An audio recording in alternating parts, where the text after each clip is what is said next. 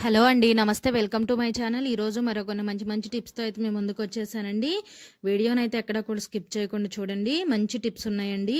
అలాగే మొదటి టిప్ వచ్చేసి మనం తరచూ బెండకాయ ఫ్రై చేస్తూ ఉంటాము.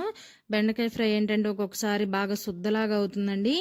అలా కర్రీ సుద్దలాగా ఉంటే పిల్లలైతే అస్సలు తినడానికి ఇష్టపడరు. అలాంటప్పుడైతే ఇలా ట్రై చేయండి. ఇలా తాలింపు వేసిన తర్వాత బెండకాయ ముక్కలు వేయంగానే ఒక 1 టేబుల్ స్పూన్ వరకు పెరుగు వేసి బాగా పెరుగు అనేది ముక్కలకు పట్టే విధంగా బాగా కలపండి.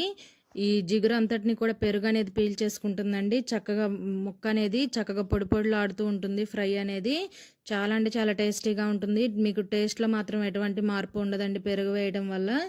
ఇలా అయితే ట్రై చేయండి. ఒకవేళ మీ దగ్గర పెరుగు లేకపోతే కనుక నిమ్మకాయలు ఉంటాయి కదండి, ఒక 5-6 చుక్కల వరకు నిమ్మరసం పిండండి. ఎక్కువ వద్దండి, ఒక 5-6 చుక్కలు పిండితే మాత్రం ఈ కర్రీ అనేది చాలా బాగా వస్తుందండి. కర్రీ అంతా రెడీ అయిన తర్వాత చూపిస్తున్నా చూడండి. ముక్క అనేది చక్కగా పొడి పొడిలాడుతూ చాలా బాగా వస్తుంది.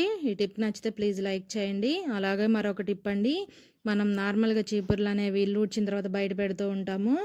ఒక్కొక్కసారి వర్షానికి తడిచి కొంచెం ముంజు వాసనలాగా వస్తాయండి. సరిగ్గా ఆరక లోపల కొంచెం తడిగా ఉండి కొంచెం స్మెల్ వస్తూ ఉంటుంది. అలాంటప్పుడు ఇల్లు ఊడ్చాలంటే కనుక చాలా చిరాకుగా అనిపిస్తుంది.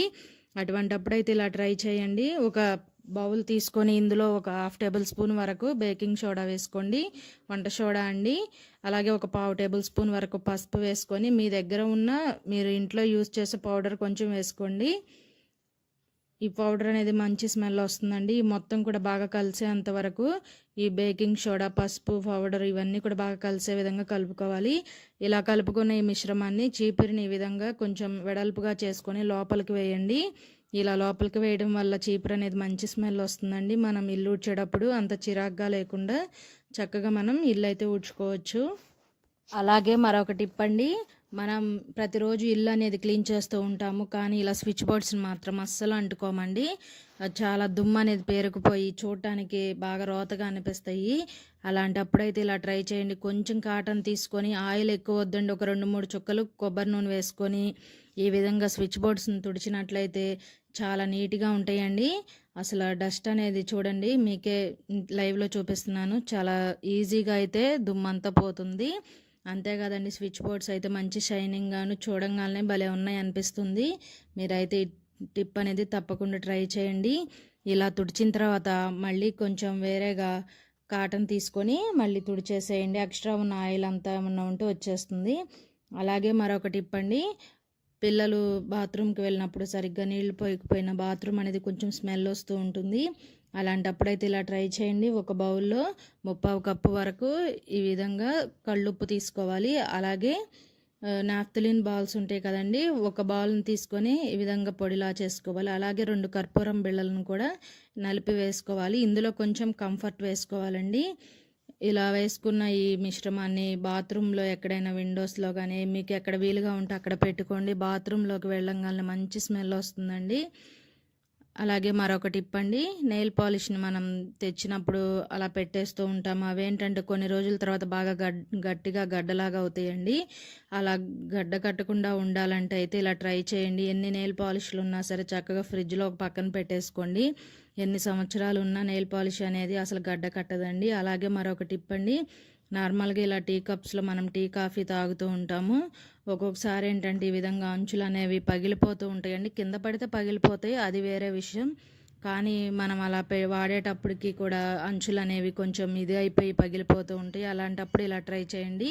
ఒక గిన్నెలో కప్పు మునిగేంత వరకు వాటర్ పోసుకొని ఈ కప్స్ అన్నిటిని కూడా అందులో వాటర్లో పెట్టుకోవాలి. కప్స్ కనుక మీకు ఏదన్నా కొంచెం స్మెల్ వస్తుంది అనిపిస్తే ఈ విధంగా న్యూస్ పేపర్ని కొంచెం చించేసి ఆ కప్స్లో పెట్టండి. పెట్టి ఒక అరగంట అలా వదిలేసేయండి. అరగంట తర్వాత లోపల పెట్టిన పేపర్స్ తీసేసి శుభ్రంగా డిష్ వాష్ లిక్విడ్తో కడిగి తుడిచేసుకోండి. కప్స్ అలా పెట్టేసామనుకోండి ఒక్కొక్కసారి పగిలిపోతూ ఉంటే, అలా కాకుండా చక్కగా ఇలా నీట్గా పెట్టుకోండి. తక్కువ ప్లేస్లో ఎక్కువ కప్పులు అనేవి పడతాయండి. ఇలా హ్యాండిల్స్ అన్నీ కూడా చక్కగా వేరే కప్పు లోపలికి పెట్టేసుకొని ఈ విధంగా పెట్టుకున్నారనుకోండి, ఏదైనా ట్రాన్స్ఫర్ అయ్యి వెళ్ళేటప్పుడు ఇల్లు ఖాళీ చేస్తూ ఉంటాము. అలాంటప్పుడు ఇలా గాజు వాటిని ఇలా కనుక పెట్టుకున్నామనుకోండి, కప్స్ అనేవి అస్సలు పగలవండి. చక్కగా ఏదైనా బాక్స్లో పెట్టుకుంటే అవి పగులుతాయని భయం. అలాగే మరొక టిప్ అండి, మనం మార్కెట్కి వెళ్ళినప్పుడు ఒకసారి ఒక పావు కేజీ అట్లా అల్లాన్ని కొని తెచ్చుకుంటూ ఉంటాము. ఆ అల్లాన్ని డైరెక్ట్గా అలా ఫ్రిడ్జ్లో పెట్టేసామనుకోండి పాడైపోతూ ఉంటుంది. ఈ విధంగా శుభ్రంగా క్లీన్ చేసుకోవాలండి అల్లాన్ని. అల్లం జాయింట్స్ దగ్గర ఇంకా మీకు మట్టి ఉందనిపిస్తే ఒక టూత్ బ్రష్తో కనుక రుద్దేస్తే కనుక చక్కగా మట్టి అంతా కూడా పోతుందండి. ఈ విధంగా 2-3 సార్లు అల్లాన్ని శుభ్రంగా మట్టి లేకుండా కడుక్కోవాలి. ఇలా కడిగిన తర్వాత శుభ్రంగా ఆరబెట్టాలండి. తడి అనేది లేకుండా చక్కగా ఆరబెట్టుకొని ఏదైనా ఒక బాక్స్లో అడుగున ఏదైనా ఒక పేపర్ వేసుకోండి. టిష్యూ పేపర్ అయితే పల్చగా ఉంటుంది కదండి. ఈ విధంగా న్యూస్ పేపర్ కానీ ఏమైనా నోట్బుక్స్లో పేపర్ కానీ 2-3 మడతల మీద మందంగా పెట్టుకోవాలి.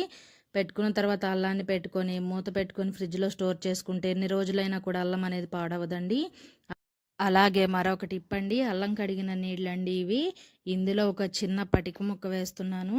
ఈ పటిక అనేది నీళ్లను శుద్ధి చేయడంలో చాలా బాగా ఉపయోగపడుతుందండి. అందరూ కూడా ఇప్పుడు మినరల్ వాటర్ క్యాన్స్ వాడుతున్నారు. కానీ కొంతమందికి ఆ మినరల్ వాటర్ సరిపడక నార్మల్గా మున్సిపాలిటీ వాటరే తాగుతున్నారండి. అలాంటప్పుడు నీళ్ళు ఒక్కొక్కసారి బాగా మడ్డిగా మురికిగా వస్తున్నాయి.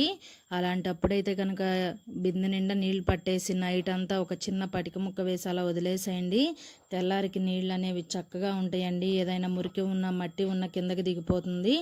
టిప్ నచ్చితే ప్లీజ్ లైక్ చేయండి. అలాగే మరొక టిప్ అండి, ఇక్కడైతే ఒక చిన్న గ్లాస్ తీసుకున్నాను. ఇందులో ఒక 2 చుక్కల వరకు షాంపూ అండి. మీరు ఏ షాంపూ అయినా కూడా యూజ్ చేయవచ్చు. ఇందులోనే కొంచెం ఒక పావు టేబుల్ స్పూన్ అంతా కంఫర్ట్ వేస్తున్నాను. అలాగే ఒక 2 కర్పూరం బిళ్ళలను కూడా నలిపి వేసుకోవాలి.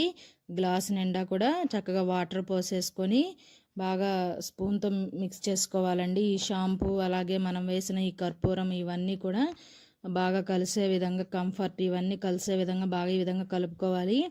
ఇలా కలుపుకున్న తర్వాత మీ దగ్గర కనుక ఏదైనా స్ప్రే బాటిల్ ఉంటే చక్కగా స్ప్రే బాటిల్లో ఈ లిక్విడ్ పోసేసుకోండి. స్ప్రే బాటిల్ లేదనుకోండి చిన్న చిన్న థమ్స్అప్ బాటిల్స్ ఉంటాయి కదండి, 20 రూపీస్ బాటిల్స్ తాగిన తర్వాత బయట పడేస్తూ ఉంటాము. వాటికి చక్కగా మూతికి హోల్స్ పెట్టుకొని ఈ లిక్విడ్ని అందులో పోసేసుకోండి. నేనైతే ఇక్కడ ఒక చిన్న స్ప్రే బాటిల్లో పోసానండి. ఈ లిక్విడ్తో కనుక మనం కబోర్డ్స్కు ఉన్న అద్దాలను తుడిస్తే చాలా షైనింగ్గా ఉంటాయండి. ట్రై చేయండి, మీకు 100% యూజ్ అవుతుందండి. ఇవే కాదండి, డ్రెస్సింగ్ టేబుల్కి ఉన్న అద్దాలు ఏవైనా గ్లాసెస్కి సంబంధించిన మొత్తం కూడా చాలా బాగుంటాయండి. షైనింగ్గా బాగా మెరుస్తూ ఉంటాయి. ఏదైనా ఒక పేపర్తో తుడవాలండి, క్లాత్తో తుడిచినా కూడా తెల్లగా మచ్చల్లాగా ఉంటాయండి. ఈ స్ప్రే కొట్టి కొంచెం ఏదైనా న్యూస్ పేపర్తో చక్కగా తుడిచేస్తే చక్కగా మచ్చలు ఏం లేకుండా చాలా క్లియర్గా ఉంటుందండి. అర్థమైతే మీరైతే ట్రై చేయండి. ట్రై చేసి మీకు బాగుంది అనిపిస్తే ప్లీజ్ కామెంట్ సెక్షన్లో అయితే తెలియచేయండి. మనం వందలు ఖర్చు పెట్టి ఎన్నెన్నో క్లీనింగ్ లిక్విడ్స్ కొంటూ ఉంటామండి. కానీ సింపుల్గా ఇలా మనం ఇంట్లోనే అయితే తయారు చేసుకోవచ్చండి. ఈ అద్దాలనే కాదండి, ఈ వాటర్తో మనం చక్కగా ఫ్రిడ్జ్ క్లీన్ చేయొచ్చు, వాషింగ్ మిషన్స్ క్లీన్ చేయొచ్చు. చాలా షైనీగా ఉంటాయండి చూడటానికైతే. ముందు ఒక పేపర్తో తుడిచిన తర్వాత మళ్ళీ మరొక పేపర్తో పొడిగా ఉన్న పేపర్తో తుడిచేయండి. చూడండి మీకు డస్ట్ అనేది ఎంత ఉందో మీకు ఈ పేపర్స్ మీద తెలుస్తుంది. చాలా బాగా ఉంటాయండి. ఈ అద్దాలు అయితే చాలా మెరుస్తూ బాగుంటాయి. మచ్చలేం పడవండి. క్లాత్తో తుడిస్తే ఖచ్చితంగా మచ్చలు అనేవి ఉంటాయి. ఇలా న్యూస్ పేపర్తో తుడవండి, అసలు మచ్చలు అనేవి ఉండవు. అలాగే ఇంకా మనం బాటిల్లో పోయింగా స్ప్రే బాటిల్లో పోయింగ్ ఇంకా కొంచెం లిక్విడ్ మిగిలి ఉందండి. కొంచెం గిన్నెలోకి తీసుకున్నాను నేను. ఇప్పుడు ఏదైనా ఒక కాటన్ క్లాత్ని ముంచేసి గట్టిగా పిండుకోవాలి ఆ వాటర్లో. పిండిన తర్వాత కిచెన్లో కూడా మాకు ఇలా చిన్న కబోర్డ్కి ఈ విధంగా గ్లాసెస్ వచ్చినాయండి. గ్యాస్ పొయ్యి పైన ఉంటుందండి, ఎక్కువగా జిడ్డు పడుతూ ఉంటుంది. ఈ మిర్రర్కి అయితే చూడండి, మీకు చూపిస్తున్నాను ఎంత జిడ్డుగా ఉందో. అసలు ఎక్కువ ఆయిల్ వాడుతూ ఉంటాం కదండి, రోజు కర్రీస్ తాలింపు వేసినప్పుడు అదంతా ఆయిల్ చిందేసి ఈ విధంగా బాగా జిడ్డుగా అయితే అయిపోయింది. అంత క్లీన్ చేసినా కూడా పోవట్లేదండి. ఈ షాంపూ వాటర్తో క్లీన్ చేశానండి. చాలా అంటే చాలా బాగా క్లీన్ అయింది. మీకు జిడ్డు అనేది చూడండి సైడ్లో ఎలా కనపడుతుందో, నల్లగా అయితే పేరుకుపోయింది. అలాగే కింద వైట్ రాడ్లా ఉంది కదండి, అది కూడా చూడండి ఎంత జిడ్డుగా పట్టేసి ఉందో.